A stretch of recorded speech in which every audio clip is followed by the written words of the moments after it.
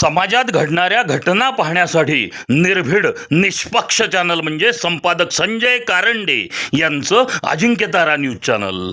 Ajinkyatara news चॅनलला like करा, share करा, सबस्क्राईब करा आणि कमेंटही करा.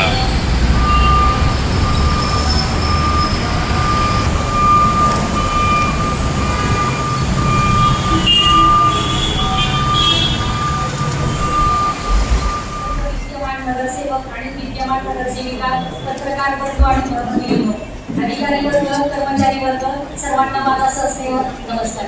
मला आज प्रामुख्याने एक मुद्दा महत्त्वाचा ऐत्या वेळेलाच मांडायचा आहे की श्रीमंत छत्रपती प्रतापसिंह महाराज जो मुद्दा लागला तिथं जे बेकायदेशीर अतिक्रमण आहे आणि बेकायदेशीरपणे जो तिथं पार्किंगची व्यवस्था आहे तर ते चुकीच्या पद्धतीने तिथं ते काम चाललेलं आहे. अध्यक्षांना माझी विनंती आहे की त्या गोष्टीवरती त्यांनी प्रामुख्याने विचार करावा.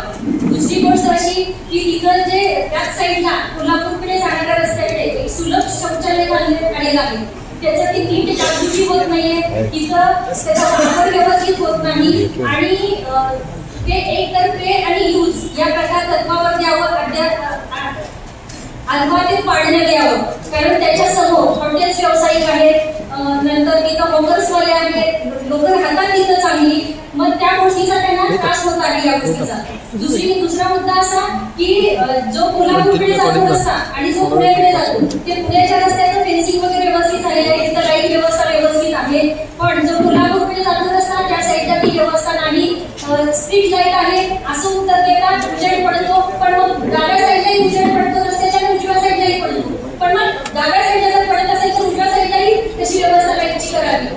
दुसरा मुद्दा माझा असा आहे की जसं सांगितलं हॉकर झोन स्पेशल पाहिजे आणि ऍक्च्युली तशी तर व्यवस्था सगळी कोलमडलेली दिसत आहे. आम्ही नवीन जरी असलो तरी सुद्धा इथं काय म्हणजे जसं सांगितलं आता दादांनी की इथं आले की कर्मचारी नीट उत्तर देत नाही, त्यांना माहित नाही की आम्ही नगरसेवक आहे का नाही.